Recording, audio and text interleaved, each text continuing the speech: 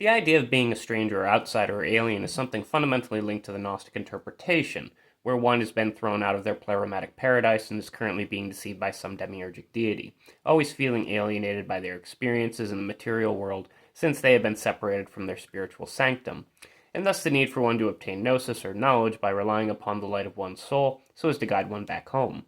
Like in the 1982 film E.T. the Extraterrestrial, the alien who is lost and alienated is able to make contact with his race, phoning home, and return back to where he belongs, lifting his sense of alienation in life. In the film, E.T. takes on many Christ-like traits, even dying at one point before being revived or resurrected once Elliot tells him he loves him. Through the nature of E.T.'s glowing heart, many have compared it to the Sacred Heart of Jesus, which made some consider the film to be something of a spiritual parable in some sense. This would fit a more Gnostic interpretation of the film, as in certain Gnostic schools it is Christ himself who grants the necessary gnosis to return one back to their pleromatic home. Whether intentional or not, archetypes have a way of emerging out of the human imagination via art. The idea of being a stranger in a strange land is tied to the name Gershom in the Bible, as noted in Exodus 2:22, which states, "And she bare him a son, and he called his name Gershom, for he said, I have been a stranger in a strange land." This particular verse would influence the title of Robert A. Heinlein's work Stranger in a Strange Land. In the novel, the main character, Valentine Michael Smith, is raised on Mars by Martians, and then comes to Earth to understand human beings. This sense of understanding was represented by the word grok. In Martian, the word meant to drink, and it is linked to the water brother ritual. Basically, water is rare on Mars, and so sharing water is seen as making an unbreakable bond with someone. Thus, one becomes one or bonds with said other via understanding or comprehension or empathy. Most people are familiar with the term grok, as it is the name of Musk's generative AI chatbot. To some, it was rather ironic for Musk to use this name, a name deeply rooted for its ties to a sense of empathy, considering the quote he made on Joe Rogan in February of 2025, where he stated, "The fundamental weakness of Western civilization is empathy." Then again, Musk corrected himself later, noting that while people should have empathy for their fellow man, his quote pertained more towards those who use empathy as a way to manipulate others for personal gain, leading to what he called civilizational suicide. The idea of alienation is further expanded upon and related to extraterrestrial phenomenon when considering Carl Jung's own views on UFOs, seeing them as representations of the mandala, which Jung saw as a symbol of the unified self as obtained via his individuation process.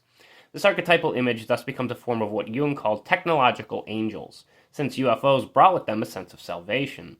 And so the alien is thus linked to both technology and thus angelic salvation, which again would fit in with the Gnostic perspective quite nicely, and Jung was a noted Gnostic.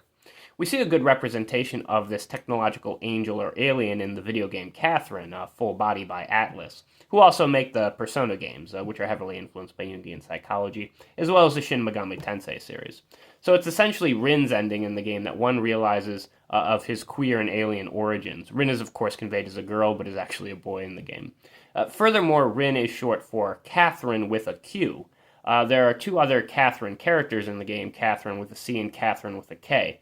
The three versions of Catherine are thus meant to represent the three variations of Kabbalah, specifically Jewish Kabbalah with a K, Christian Kabbalah with a C, and Hermetic Kabbalah with a Q.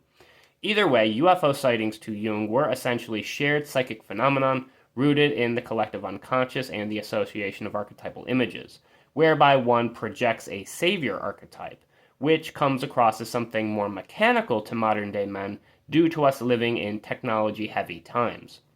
This is also often why aliens are often perceived of as higher life forms due to their association with the savior or messianic archetype, taking on both angelic as well as demonic characteristics dependent on their psychic intent or expression. In short, angels and aliens are tied within the Gnostic framework of leading one towards light or illumination via liberation by ways of advanced alien technologies, which are seen as points of salvation. And so, is it any surprise to see why modern-day man has become so obsessed with seeking the species' salvation via forms of science, fueled by hyperstitional science fiction that will augment him into something alien or other? As Lazy Magnet noted in his song Masters of Science Fiction writers do not merely prophesize about the future, but they actually shape reality through their inspirational stories. Why should we be surprised to see a technological dystopia develop when so many stories have been written about such settings. This tangential aside, we can see this alien or other as something transhuman, that which has undergone a transformation of some kind akin to an alchemic transmutation, where Shelley's monster from Frankenstein is linked to Lucifer, abandoned like Adam by God, his creator, Dr. Frankenstein.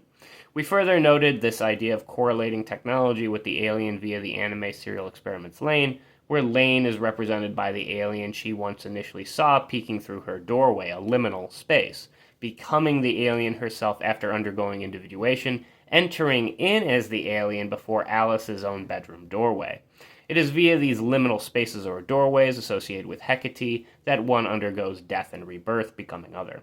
Lain thus overcomes the antagonist, Masami Arai, the false god or demiurge in the series, becoming a god herself. Much like Land's notion of hyperstition, where fictions can become facts, the Wired is set up by Arai so that the barrier between the real-world reality and the world of the Wire, the seemingly fictional, can be broken or dissolved away, where both worlds become one, as it were. This is done via Protocol 7 in the series, which is in reference to the 7th neurogenetic circuit of the 8-circuit model of consciousness proposed by Timothy Leary and Robert Anton Wilson. And we have already noted both Leary's and Raw's connections to Aleister Crowley. Raw would develop even more connections in his work, linked to various thinkers like James Joyce, Albert Einstein, Alfred Korzybski, and Norbert Wiener, the father of cybernetics. In short, the notion of light, as seen in the case of Lucifer or Prometheus, connects to salvation and Gnostic liberation via rebellious uprising, which is further expressed via alienation. For example, as in the case of Marxist alienation, and Marx wore the badge of Antichrist with honor and associated with Prometheus. This connects one, of course, to a sense of outsideness, whereby they are strangers or aliens seeking to grok or understand or acquire the gnosis needed to return back to their alien pleromatic home, their UFO or technological spacecraft, which allows alien technology to psychically take on savior-like traits, a messianic form of machinery, which mankind will seek to use to augment himself alchemically into something other in the Deleuzian sense, believing it will lead to him evolving into a higher life form, able to obtain the salvation necessary in order to safeguard his species and ensure his own survival. That, or safeguard an alien race, for example AI, that will evolve onward after mankind, expires. This is why Giorgiani wants to control the egregore of the unconscious so as to ensure it serves man and not AI, seeking to further remove the technological enframing of techne that has limited man to such a narrow lens. Either way, the savior archetype persists in the image of the alien and the technologically advanced spacecraft that pushes itself back to some pleromatic paradise, all the while mankind watches and waits, seeking to be abducted by such an advanced aircraft, looking to modern-day science to see if it can offer him the same kind of alien salvation, looking to the very illuminating light that is even able to transform absolute time to one where Cronus's clock ticks slower for those aliens accelerating onward, beyond the speeds awaiting us common earthlings. Due to time dilation, the alien does not seem to age at the same rate of the human, aging slower, and thus making him seem immortal. And so, for his folly and plight of false and relative perspective and position, man seeks the Messianic Machine, the alien technology that, via a scientific form of faith, will surely come to save.